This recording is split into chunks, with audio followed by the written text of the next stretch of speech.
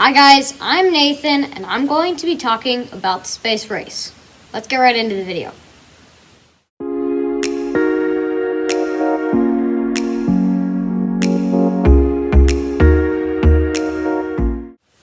So far, the Soviets had put the first artificial satellite in orbit, Sputnik. It flew on the Sputnik PS rocket. It launched October 4th, 1957 at 7:28 p.m. Then the Soviets proceeded to launch Sputnik 2, which had Laika the dog on board, and Sputnik 3, which had to be relaunched, but then made it into orbit. On November 3rd, 1957, and March 5th, 1958. On April 12th, 1961, Soviet cosmonaut Yuri Gagarin became the first man to successfully orbit the Earth.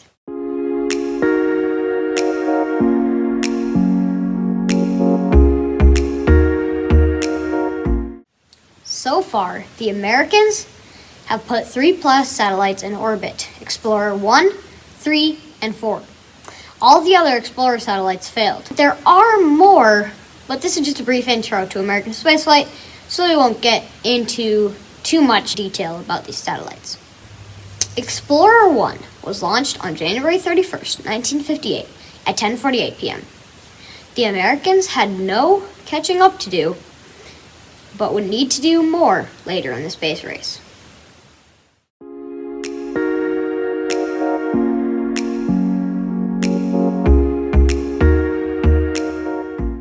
Now we're going to talk about the equipment that the Soviets and Americans have going into the space race. So far, the Soviets don't have a lot of equipment, but we are going to talk about their equipment anyways.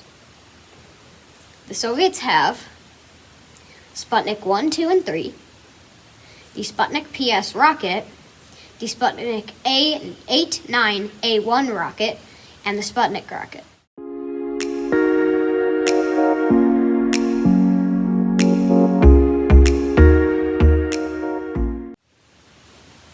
They had the Vanguard 1A to 1C probes to 2A to 2D probes.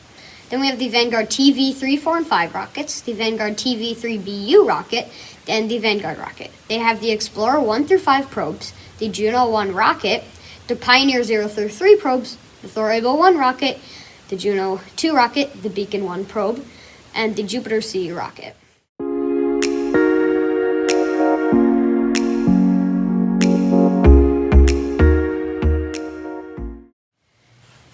The date was May 25th, 1961, and President John F. Kennedy proposed to Congress the goal of putting a man on the moon by the end of the decade.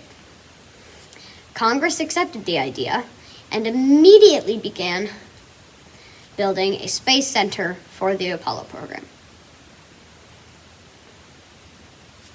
Because of Russia's successful manned orbit of the Earth, we knew the Soviets already had a strong space program, but we didn't know that their manned lunar program didn't officially begin until 1964.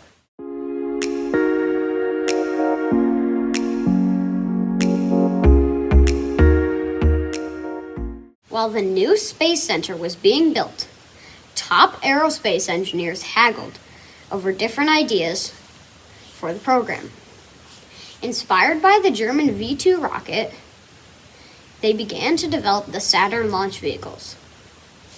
They would have to be powerful enough to launch a lander and a command module to the moon, land on the moon, then return safely to the Earth. With the help of American companies like Rocketdyne and IBM, they started construction on the vehicles. NASA developed the Saturn I to test out the command module. It launched successfully for the first time on October 27, 1961, and launched 9 more successful test flights over the next 4 years. On February 26, 1966, the more powerful Saturn IB tests began. The first manned flight was to be called Apollo 1.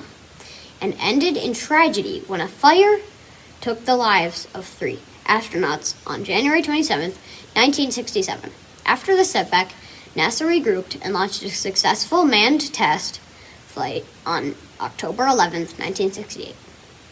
This flight was called Apollo 7. After exploring various design ideas, they came up with the Saturn V, the first rocket finally powerful enough to make the moon landing possible. The first test flight was on November 9th, 1967. Meanwhile, the Soviet Union had secretly been developing its N-1 rocket. On November 25th, 1967, less than 3 weeks after the first Saturn V flight, during the Apollo 4 mission, American spy satellites detected the Soviets rolling out an N-1 rocket to the newly constructed launch pad in Soviet Kazakhstan. They would not be ready to actually test the N-1 for 2 more years, but we didn't know that, so it spurred us on to beat them to the moon. By the way, the N-1 rocket tests failed every single time it was flown due to the rushed construction and launch. There were many successful Apollo missions. There were 3 unmanned missions. These were Apollo 4, 5, and 6. Apollo 7 through 17 were all manned flights. Apollo 7 and 8 were meant to demonstrate the performance of the command module. Apollo 9 was to test the lunar lander in Earth orbit. Apollo 10 was a complete mission to the moon, except for the landing. On July 20th, 1969, Apollo 11 became the first successful lunar landing mission. Apollo 12, 14, 15, 16, and 17 were all successful lunar exploration flights. Apollo 13 was an aborted lunar landing that almost ended in disaster, but miraculously ended up getting safely back to Earth.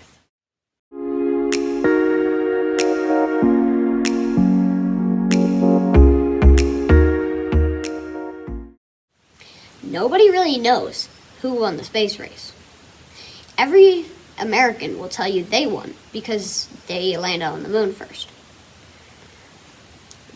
The Soviets, however, will tell you they won because they were the first to successfully orbit the Earth.